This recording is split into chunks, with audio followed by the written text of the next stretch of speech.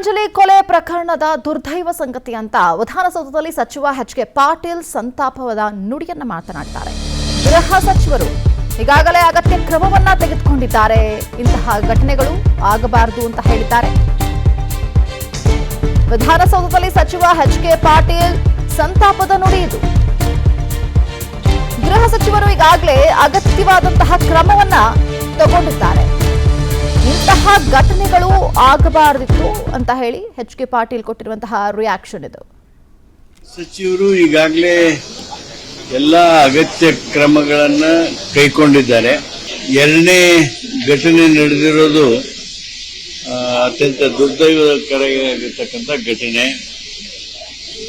ಇಂಥ ಘಟನೆ ಮರುಕಳಿಸದಂತೆ ಸೂಕ್ತವಾದ ಕ್ರಮಗಳ ಬಗ್ಗೆ ಗೃಹ ಸಚಿವರು ಈಗಾಗಲೇ ಭರವಸೆಯನ್ನ ಕೊಟ್ಟಿದ್ದಾರೆ ಹಾಗೂ ಆ ದಿಸೆಯಲ್ಲಿ ಅವರು ಕ್ರಮ ಕೈಗೊಳ್ತಾ ಇದ್ದಾರೆ. ಇಂಥ ಘಟನೆಗಳು ಆಗದ ಹಾಗೆ ಸಾಮಾಜಿಕವಾಗಿಯೂ ನಾವೆಲ್ಲರೂ ನೋಡಲೇಬೇಕಾಗಿರ್ತಕ್ಕಂಥ ಸಂಗತಿ. ಆ ದಿಸೆಯಲ್ಲಿ ಈಗಾಗಲೇ ಮಠಮಾನ್ಯಗಳು ಸಹಿತ ಸಾಕಷ್ಟು. ಇವತ್ತೇ ಅಂಜಲಿ ಕೊಲೆ ಪ್ರಕರಣದ ದುರ್ದೈವ ಸಂಗತಿ ಅಂತ ವಿಧಾನಸೌಧದಲ್ಲಿ ಸಚಿವ ಎಚ್.ಕೆ. ಪಾಟೀಲ್ ಸಂತಾಪದ ನುಡಿಯನ್ನ ಮಾತನಾಡುತ್ತಾರೆ. ಗೃಹ ಸಚಿವರು ಈಗಾಗಲೇ ಅಗತ್ಯ ಕ್ರಮವನ್ನ ತೆಗೆದುಕೊಂಡಿದ್ದಾರೆ. ಇಂತಹ ಘಟನೆಗಳು ಆಗಬಾರದು ಅಂತ ಹೇಳಿದ್ದಾರೆ. ವಿಧಾನಸೌಧದಲ್ಲಿ ಸಚಿವ ಎಚ್.ಕೆ. ಪಾಟೀಲ್ ಸಂತಾಪದ ನುಡಿ ಇದು. ಗೃಹ ಸಚಿವರು ಈಗಾಗಲೇ ಅಗತ್ಯವಾದಂತಹ ಕ್ರಮವನ್ನ ತಗೊಂಡಿದ್ದಾರೆ. ಇಂತಹ ಘಟನೆಗಳು ಆಗಬಾರದಿತ್ತು ಅಂತ ಹೇಳಿ ಎಚ್.ಕೆ. ಪಾಟೀಲ್ ಕೊಟ್ಟಿರುವಂತಹ ರಿಯಾಕ್ಷನ್ ಇದು. ಸಚಿವರು ಈಗಾಗಲೇ ಎಲ್ಲ ಅಗತ್ಯ ಕ್ರಮಗಳನ್ನ ಕೈಗೊಂಡಿದ್ದಾರೆ.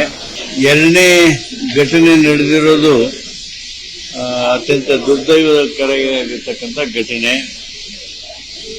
ಇಂಥ ಘಟನೆ ಮರುಕಳಿಸದಂತೆ ಸೂಕ್ತವಾದ ಕ್ರಮಗಳ ಬಗ್ಗೆ ಗೃಹ ಸಚಿವರು ಈಗಾಗಲೇ ಭರವಸೆಯನ್ನ ಕೊಟ್ಟಿದ್ದಾರೆ ಹಾಗೂ ಆ ದಿಸೆಯಲ್ಲಿ ಅವರು ಕ್ರಮ ಕೈಗೊಳ್ತಾ ಇದ್ದಾರೆ.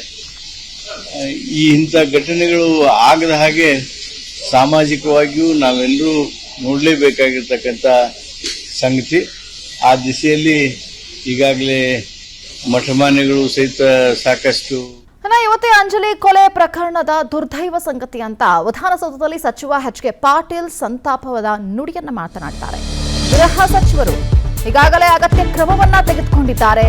ಇಂತಹ ಘಟನೆಗಳು ಆಗಬಾರದು ಅಂತ ಹೇಳಿದ್ದಾರೆ.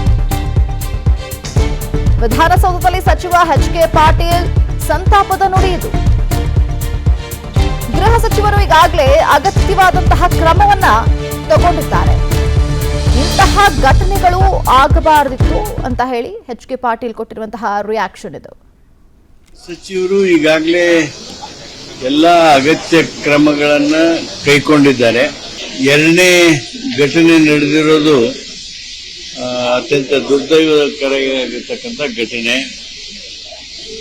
ಇಂಥ ಘಟನೆ ಮರುಕಳಿಸದಂತೆ ಸೂಕ್ತವಾದ ಕ್ರಮಗಳ ಬಗ್ಗೆ ಗೃಹ ಸಚಿವರು ಈಗಾಗಲೇ ಭರವಸೆಯನ್ನ ಕೊಟ್ಟಿದ್ದಾರೆ ಹಾಗೂ ಆ ದಿಸೆಯಲ್ಲಿ ಅವರು ಕ್ರಮ ಕೈಗೊಳ್ತಾ ಇದ್ದಾರೆ.